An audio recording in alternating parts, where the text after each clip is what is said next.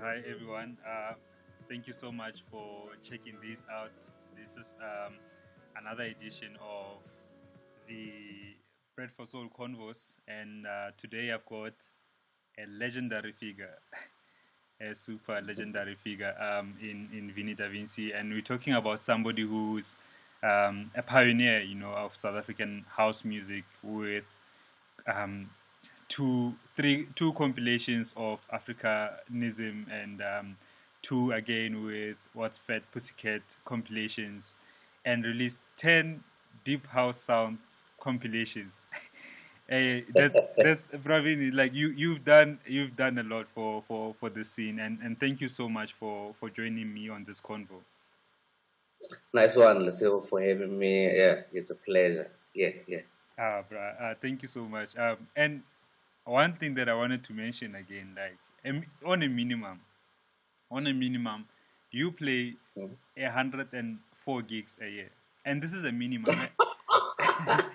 and and the way I the way I calculated this, I did. I counted, but the way I calculated it is because you do a weekly session, vinyl Thursdays, without fail, whether it's raining, whether it's winter, like you are doing these sessions obviously before the lockdown, but before that you also were doing, while you were doing the vinyl Thursdays, you were doing a weekly Mohodu Monday session in Bryanston, and to have deep house in such an area like Bryanston, on a weekly, it's really dope, and I commend you for that, Bravin, because out of these 104 gigs, these are gigs that you were not waiting for anybody to be calling you. You know what I mean? This is just you doing what you love and showing dedication, and I really admire that, Bravini. Yes. No, nice one. I suppose mostly it's because of the love of the craft. I love to play music. I love to play music for the people, and especially music to the people who are like-minded with what I enjoy. It's such a beautiful feeling for me to be playing a track to somebody, and I'm looking at their face, and they're smiling, and they're enjoying it. So for me, it means I'm doing something right. You know what I mean? So unlike you mentioned the 100 and whatever gigs, and the side gigs that I do, especially talking about the vinyl Thursdays and that Monday session in Bryanston. Yeah, it's something that I decided I felt I had to do because, one, starting from the Monday sessions. Yes, I know Monday is an awkward night to have people out to come out and listen to music, but I figured, what, it's a way to introduce music, and especially in our genre. There's a lot of music coming out each and every day. It's not about seasonal. Yeah. It's every day. There's a lot of tracks that are coming out. So for me, it's like, okay, fine, we're buying the music, so why can't we play it and create platforms where, what, I know if I bought 10 tracks today, I can play them today. Yeah. And they might not dance, but for me, it's about education. They will know the track, come a week or 2 weeks later, they will know it. Yeah. And now talking about the vinyl Thursday, that one for me is so personal because, we've been collecting vinyl for many years. I've been collecting vinyl since the 90s, So the early 90s. and I've got it like right here. Why can't I use it? Yeah. I understand the fact that we're not getting booked to play vinyl too often. I think uh, for a vinyl booking for me maybe comes 2-3 times a year. And I'm in a year with like 365 days. I mean, even I've got so much vinyl, why can't I play it? Sure. Create another platform where I can, play my vinyl. I've got it. Yeah. So, I mean, why do I have it and I'm not using it? You know what I mean? Yeah. So for me, it's something like that. And even with those vinyls that I've got over the years, what's nice about it is that it's so funny because you're playing a vinyl today that I bought in, say, the year 2000, and somebody comes to you and say, what is that? Yeah. Today, 2020, and then you bought this record 20 years ago, and somebody says to you, what is that? Yeah. And for me, it's like, wow. So a lot of the people out there, they don't even know what came out in 2020. Yeah. They know what's current, and a record that was released 2020 ago still works. Yes. It still works today. So for me, it means, what, there is a lot of music out there. And it's the power of music as well to show that music does really transcend over time. I've seen what Ed Jazz has been doing. He's been re-releasing some of the old Ed Jazz material on Bandcamp, because some people might have missed an Ed Jazz release from 5 years ago and didn't even know about it. But now, because he's gained new followers, there's new people who are into the scene, and you are introducing music to them. It's new music, you know what I mean? And it just shows the power of music, definitely. But talking about records, I want to know, how were you acquiring records in your early stages? What was the process like? Which record label stores were you going to at that time? I mean, you're talking about probably late 80s and then early 90s. And I was still living in Pretoria, in Mabopane. And for me, it was getting into a taxi to come to Johannesburg. And, Christos had a record store in Orange Grove. And then Team White also had a record store in Hillbrow. And there was another store next to Mamelodi in this place, I think it's Silverton. Oh, no, not even Silverton, Waterloo, where I used to collect. So for me, when I leave home, because I was playing at a club in Soshanguve called Cherries.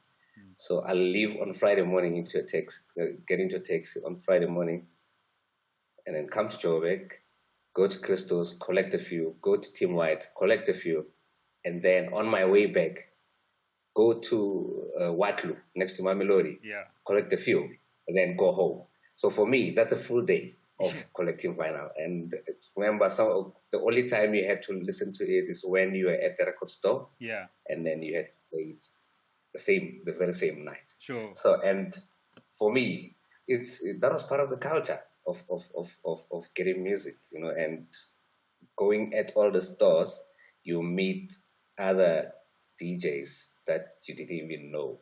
Yeah.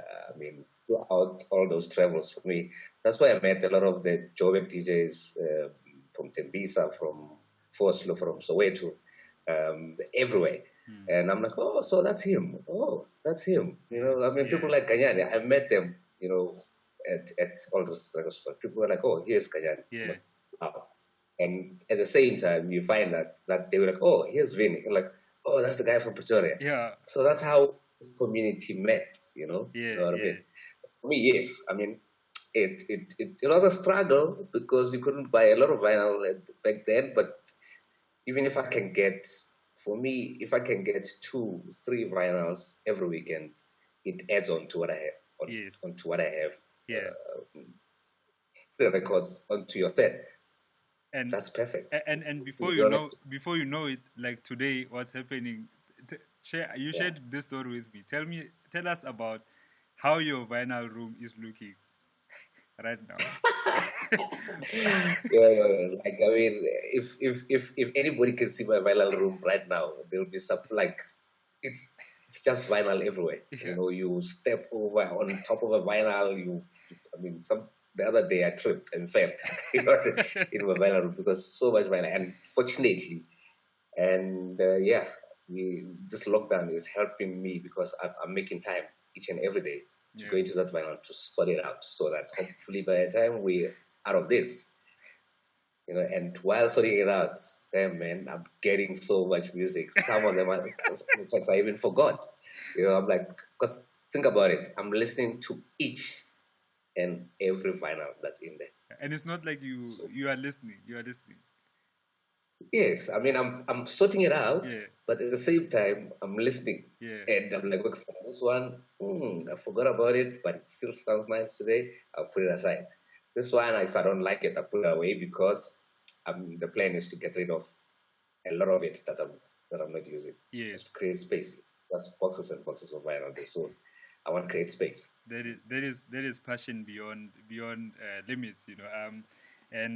I wanna. We are in lockdown now, Yeah. so I've got time on my hands. Yes, You know, use yes. that time to do something proactive. Yes, definitely. No, but I'm saying having those amount of records is really passion. Like it's a big passion. Yeah. And Yes. it just shows you why you've been doing this for such a long time. It's the love, it's the passion. But I The also love is a passion. yeah, I wanted to get into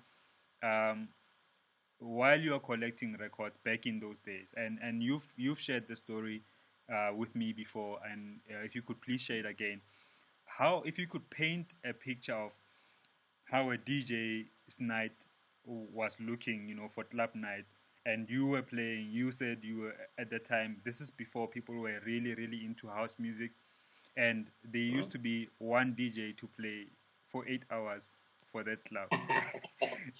Yes, I mean getting employed in a nightclub, and those days we had nightclubs, not taverns, not Chisanyama or whatever. Yeah. It was a nightclub, and you know, a nightclub usually it's on the other side probably had as a restaurant where they sell food, and on the other side it's a bar, and then it's a full club. So and it was a business. I mean, they open in the morning, they close in the morning. You know what I mean? So you got people working to come there, cook, clean, for the people who come from 6 o'clock in the evening till the next morning. So it's I mean, people go to work like it's a 9 to 5. Yeah. And then we get there in the evening as I'll get there to the club, and because I'm the only DJ, I'm playing from 8 o'clock till 4 or 5 o'clock in the morning till tomorrow morning. So and collecting vinyl. Yeah. So it means you have to play everything. Yes. And by everything I mean all genres that you can think of. As long as it's a genre, especially I mean I'll start off by playing if I'm early because usually I start at 8. I mean, by 8, you've got a couple of people in the club, but it's not really pumping yet. I'll be playing some ballads, believe it or not. Yeah. You know what I mean? I'll be playing Teddy Pendergrass, you know, just to build on the night. On vinyl.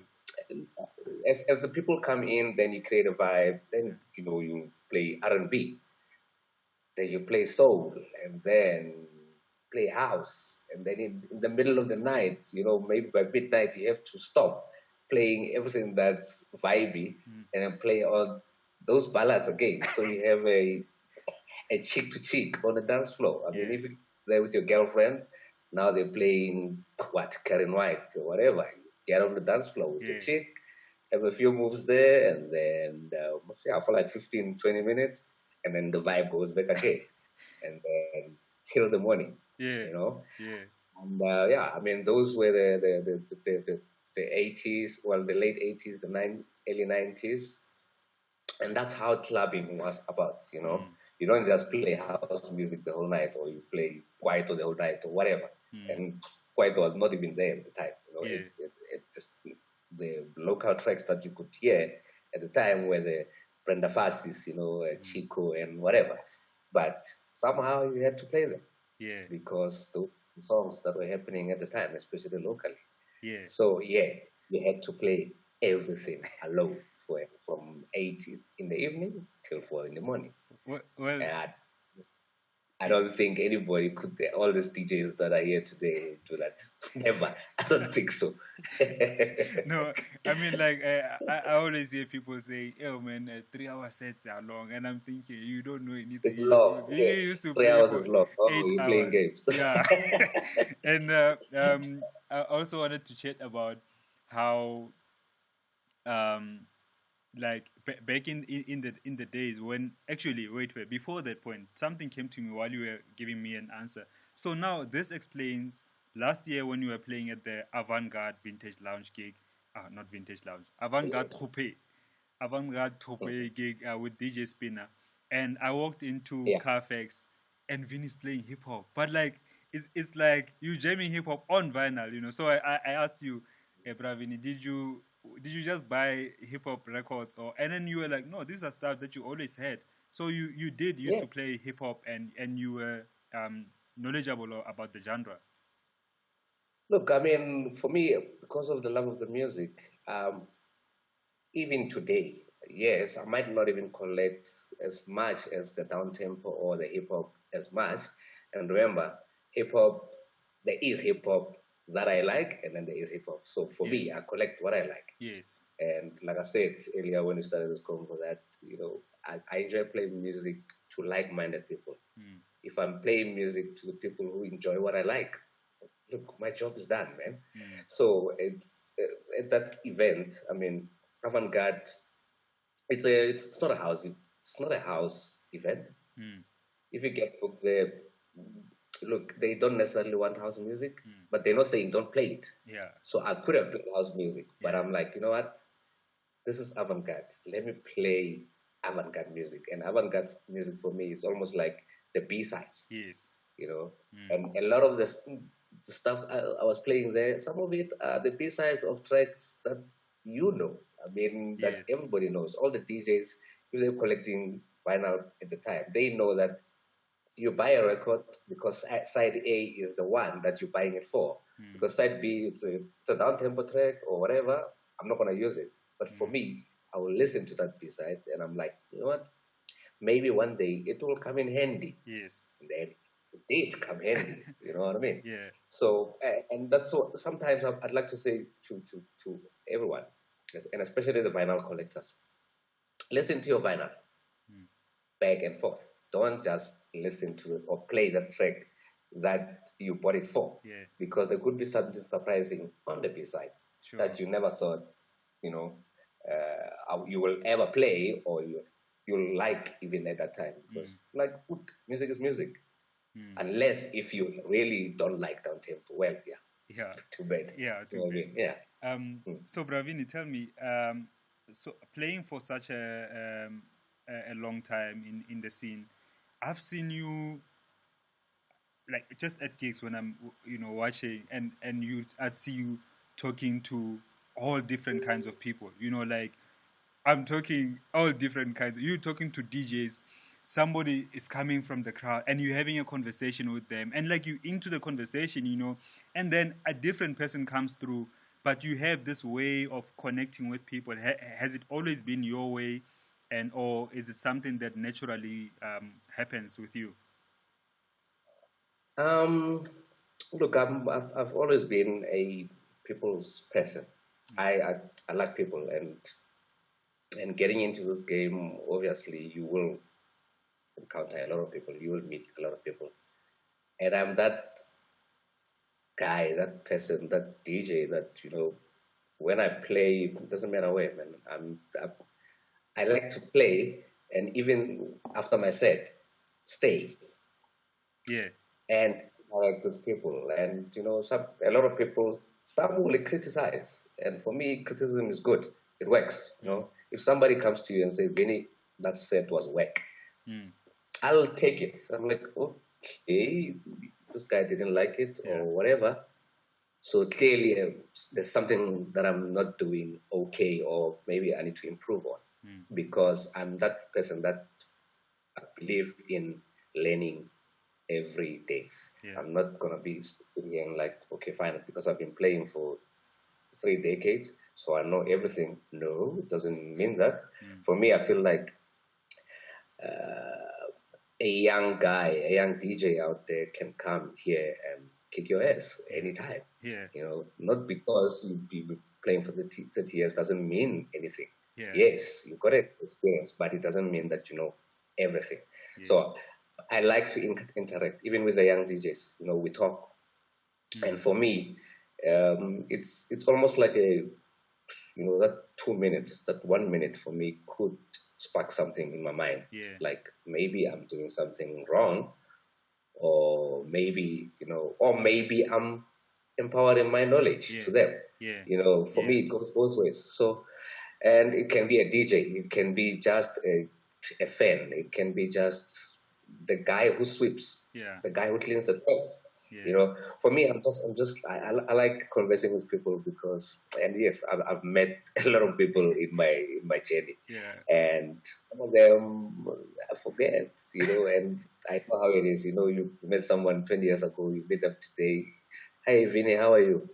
Yes, how are you? Good. You forgot me. Well, yeah. I forgot about you. If you remind me where we met or your name, yes, I'll, you know, maybe I'll don't remember, take it bad. Maybe you'll remember that night at Carnalita, but I mean, like, it's been so long. I like conversing with people. Yeah, exactly. So tell me, Bravini, as well.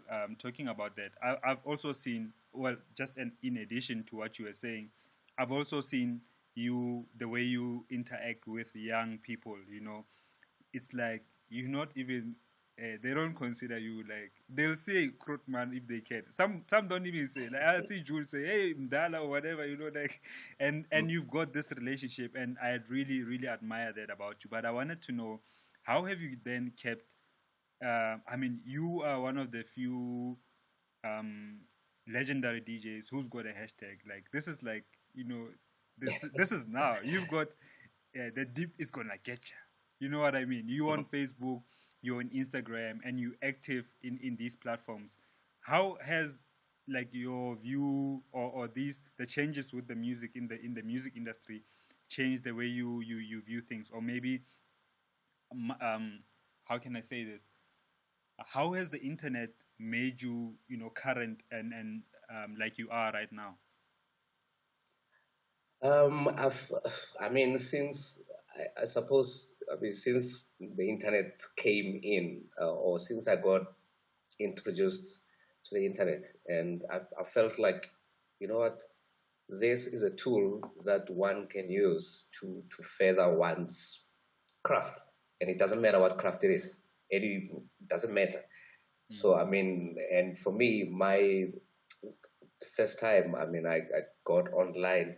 I remember it was back in the days when we still had the record store, South Africa, you know, and because I was doing a lot of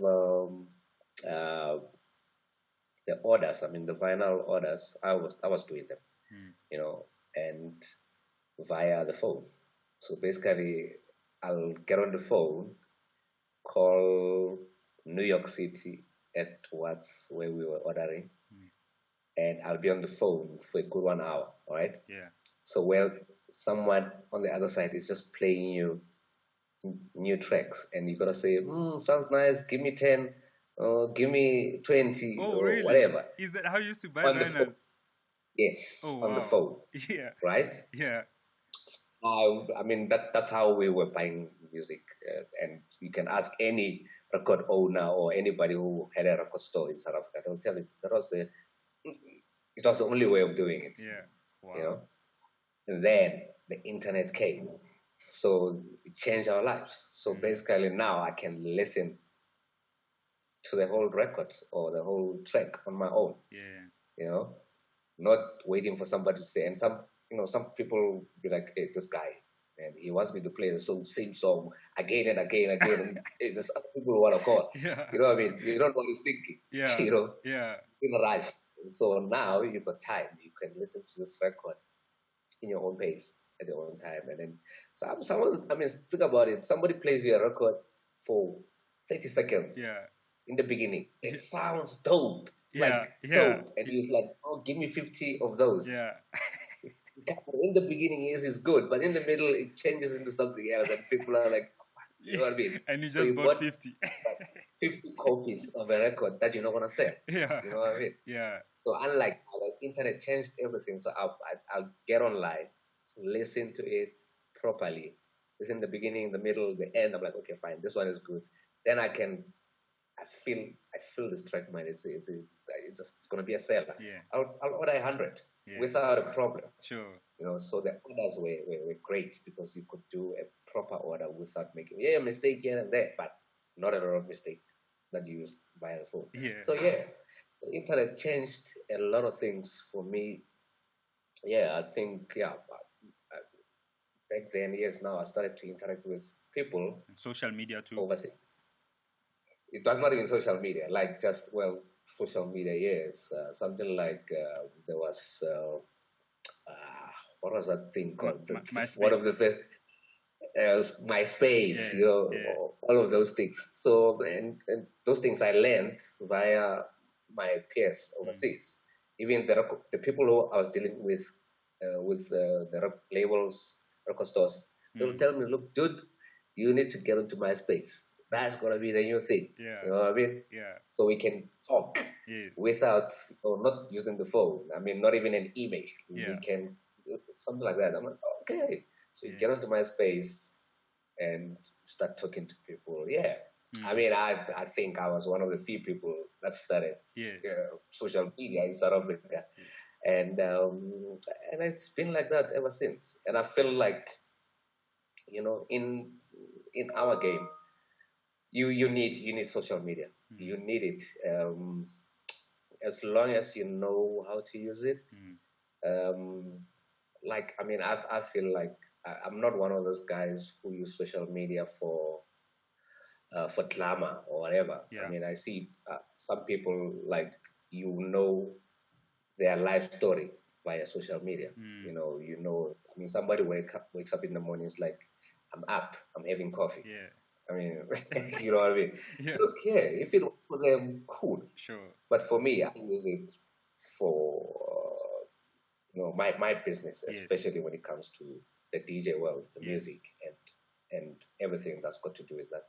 And that's how I use it. And I mean, and I'll continue using it. To wherever it takes us. Yeah. I think it's also an important point that you mentioned MySpace, because it's no longer there, you know, and now we've moved on to other media of social, other platforms of social media and through the internet. Like, we are now having a conversation like this that we could not have 10 years ago, you know, like you sitting at home and we sharing valuable information and experiences. But what I wanted to ask as well, because the main reason for me doing these chats is really to inspire other people, you know, to say that, firstly, to humanize, you know, the idols, to say, you know, we are all human as well, and you could learn from somebody's story, you can learn from another person's story, and incorporate that into your own life. I want to know, were there any moments in your career where you felt unsure about choosing DJing, like struggles, especially whether it's financially or otherwise? Not in a sense that I doubted what I was doing. No. The fact that I've always loved music, I think that plays a huge role. And I guess, look, in a sense, I'm not going to sit here and say, I struggled. No. But there were instances where, you know, things were, you know, this thing goes up and down. And I felt like I just persevered in a sense that I didn't say when things were down, we're like, you know what? No, let me just quit. No. For me, it was like, no, today didn't work out. This tomorrow, you know, let's see what happens tomorrow, and I'm gonna work hard to make sure that what I want happens. And obviously that came at a time when I moved to Johannesburg, because for me, I just picked up a bag and then just moved. You know what I mean? Like, things were not going well for me back in Pretoria because I was not working. Yes, I had a job. I was working in a clothing shop, believe it or not, selling clothes. But I quit the job because of DJ. You see what I mean? Yeah. So because I was getting to work late, I was tired. I couldn't, do my job properly because obviously, I slept at 5 in the morning. You know what I mean? So but one had to give. Yeah. And I chose DJ. Sure. The 9 to 5, I said, you know what? Yeah. Whatever, man. I'm not good at selling clothes. Yes, So it's because it's a choice I made. I figured, you know what? You gotta make this work. Yeah. No matter what happens, make it work. And yes, it's not gonna be smooth sailing all the time. Yeah. There'll always be, some things that are not going well. Yeah. Like now. Yeah. In the lockdown. Yeah. Yeah. Whoever thought? I mean, you go into this game not necessarily without a plan, but you never think that something like this would happen. But when it hits you in the face, you're like, okay, so what's the next step? What do you do? So for me, it's the what do you do that you need to think about when that thing happens. I hear you. So, yeah, you know what I mean? I hear you, Pravini. Just want to send a shout out to Terry Hunter because I saw he's online. He's saying what's up. And just mentioning that, I want to ask you just another, if you could tell another story. I want to, because you were booked to a gig, and the gig was on an island, right? And and then you had to use a ferry, but the ferry doesn't. But the ferry doesn't quite get to the island. It ends somewhere, and you kind of have to swim. Like where were you and what happened there? It was not okay. We were in Ibiza. I think one of my early travels overseas. Went to Ibiza, and it actually we were not going to a gig when we got to the ferry. We were in Ibiza, so I played last night, and then today we're going to lunch. And lunch means you leave from island Johannesburg to island Pretoria. Yeah. On a boat. Yes. And they just said, look, we're going to this island for lunch. You want to come? Of course. You're in Ibiza, you can't stay in the hotel room the whole time. Sure. You need to get out. So I see everybody is wearing like swimming stuff, but I'm like, look, we're in an island. I'm wearing shorts as well. So whatever. I mean, if there's a pool there, wherever we're going, Yeah, you'll put in your feet. In. Yeah. I'll put my feet in the pool. You know what I mean? So we get into the boat from the harbor. It's all cool. Boat leaves. And then we get to this other island. But the boat, I mean, people who get on boats still know that the boat will never get to the shore. It will stop maybe about 100 meters, 200 meters away from the shore. And then either something will have to come fetch you from where you are to get to the shore, or you just swim. Yeah. So my crew, I see people putting their phones in plastic bags, putting their stuff, wallets, whatever. They just put it like tight over here, and then they jump in. Sitting there like, okay, what's going on here? Everybody jumps in, we're about 8. Everybody jumps in. Now they start swimming. Yeah. So captain says, dude, I'm turning back. Get out. So I'm looking at him, and everybody says, Vinny, come, man, let's go. I'm coming. So the guy in the boat says, Vinny, are you okay? I'm like, no, I'm good. Then he's like, no, go, man, I need to go back. So this boat had like a staircase, that goes inside the water. So I look down, I can see the sand. Yeah. Because in Europe, the water is clean. I mean, it's so I can see the sand. I'm like, nah, man, that's not bad. Yeah. I can go in there. Yeah. And stand up and walk, towards the shore. So I get off on the staircase. So when I get to the last bit, I let go, right? So when I let go, I just went down, went down. So those guys, some of them are already at at the beach. So they look like, where's this guy? Because now the last saw him going down, but he never came back. So what's going on? So one of them thought quickly, like, wait, maybe the reason why he didn't wanna keep on taking time, maybe he can't swim. Yeah. But now we can't see him. So two of them swam back. Yeah. And they got me there, put me up. At least I didn't drown. They put me out. So Vinny comes with, hey, dudes, I can't swim, I'm black, man. So went to dinner, and yes, I was a topic. So you were going to say that I was a topic of the dinner, of the lunch. Yeah. And going back was cool because after he left, because remember they had to swim back into the boat. Yeah. They went in, they left, and then somebody came with a speedboat. A bike. Yeah, like how they were meant to do it initially. Yeah, they were meant to do it. Yeah, he took me back. Yeah. No, I hope you do. You ate. I hope it was scary, but it was fun. I enjoyed it. I enjoyed the experience.